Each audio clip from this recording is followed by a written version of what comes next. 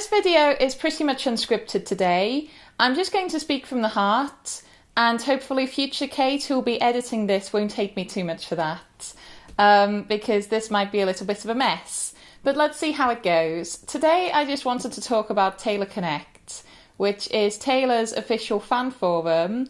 It's been around for 8 years, I've been a part of it for 8 years, and sadly now it's closing for good.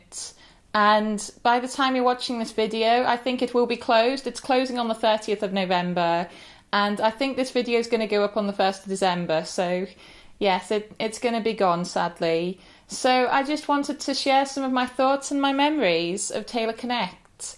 Again, this sounds like a virtual funeral service. I said that on Tumblr, and I can't think of any other way to talk about it because it's going to be something that I will miss. Let's flash back to the 24th of November 2009, and that was actually 8 years ago exactly to today, and that was the first time that I went to see Taylor Swift in concert. I'm a big fan, and I've been a fan for about a year and a bit at this point, and I didn't know any other Taylor Swift fans. I didn't know anybody who was into Taylor Swift. She wasn't very well known at this time in the UK. And so to go into that concert venue for the first time and see so many people who love Taylor Swift in the same room was pretty overwhelming because I didn't know anybody personally who'd even heard of her. So as I was getting ready for the show, I decided to sign up to another Taylor Swift fan forum. This was like an unofficial one. And starting on that community, it felt a little weird. It felt like everybody already knew each other. I was a little bit scared to ask questions about things I'd never heard of before. Everybody was friendly, but it felt like I was intruding, and I'm sure they disagree with that. I'm sure they would say, oh no, we would have welcomed you in. I'm sure we would have gotten to know you. I'm sure we would have gotten to know each other. But when I first joined, this was a little intimidating. So I had a question after the show finished. I'd seen a group of girls get invited backstage, and I was like, does anybody know what was going on with that? And somebody replied, oh yeah, that would be for the tea party. And I'm thinking to myself, oh, the tea party, sure, of course. And I'm thinking, I don't know what the tea party is. And there didn't seem to be any more of an answer, just that would be the tea party. So I had to kind of hunt around and try and figure out from context clues on other parts of the website what the tea party was. On December the 24th, I found out about a new Taylor Swift fan forum. And at first I just thought it was another unofficial one, and I thought, okay, I'm not going to bother with that.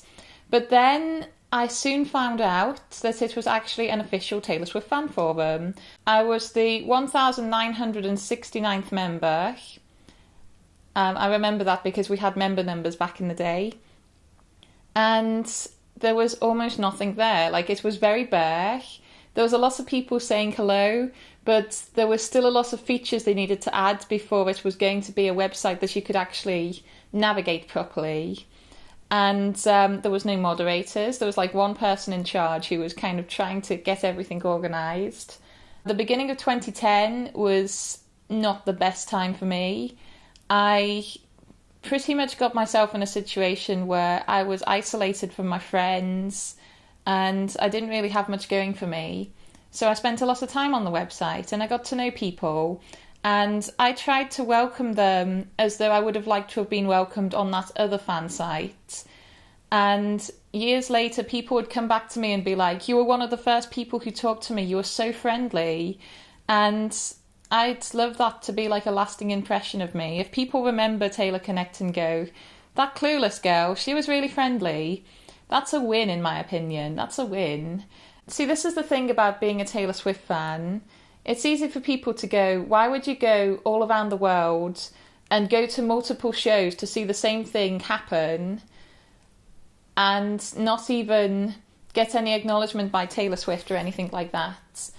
And ultimately, I go to multiple shows. I will travel to multiple shows, not necessarily for Taylor, but also for the fans. I love meeting people.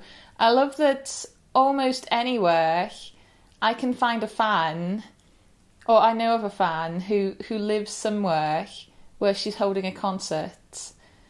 I've been on Taylor Connect for 8 years, and basically I've seen a lot of people come and go. I've heard a lot of fan stories, and I love hearing the stories of other people.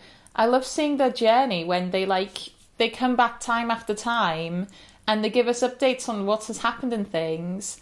I love stories like there was a girl who she lived in the south of England, and she was even struggling to envision herself being able to go to the concerts in London, and now she's went to like concerts in Nashville. Like, she's managed to get herself on a plane and go to Nashville, and when she thought that it was going to be physically impossible to get to London, I just love that. Like, I love the stories of people managing to meet Taylor, but there's a lot more stories that can be held on a forum than just the ones of people meeting Taylor. There's the people who have been on there since they were kids. They say Taylor Connect is my childhood, which makes me feel so old, but that's okay. They'll say Taylor Connect is my childhood, and you'll look back at their old posts and you can see that this is like the first time they've ever been on a forum, and they've maybe not got the best manners because they don't understand the etiquette of forums yet. And you just have to be patient, you have to be kind, and just let them make their mistakes. I pretty much say that like Taylor Connect was like a second home on the internet to me.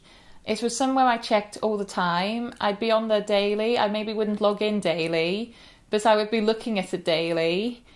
And I'm going to miss it. I really am.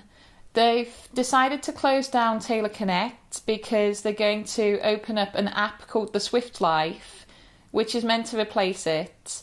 And I understand that forums are maybe a thing of the past now. People don't really go and set up forums nowadays. And, you know, social media like Tumblr and Twitter and Instagram are the cool things now.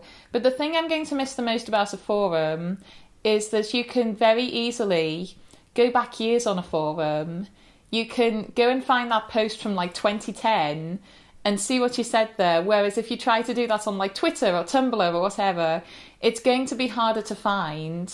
I also like that on forums, you don't have to be an established person in order to have your opinion heard. On places like Twitter, Tumblr, all the social medias, you need to have friends. You need to have friends in order for your message to be validated in a way. And then you have to hope that those friends are going to share your message so that you can get more friends and then get heard more.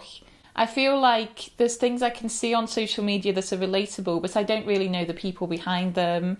There's not really an opportunity to get to know them. And it's just people posting witty things in the hope that Taylor Swift will see them. That probably sounds really mean, but there's a lot of people posting witty things just in the hope that they're going to be seen by a very special somebody. And there's nothing wrong with that, but that's not what I'm on social media and forums for. So there we go. There is a few replacement Taylor Connects being set up. Most recently, there's been one set up by long-term members Sydney and Mew, and I'm sure that's going to be wonderful. It's great that people can stay in touch. I've not signed up at the moment. I'll maybe pop in from time to time, but it's almost like I feel like I've been evicted, and I know that's going to sound really insensitive to people who have been evicted, and I know maybe that sounds super dramatic, and I'm so sorry, but I feel like I've been evicted from my online community.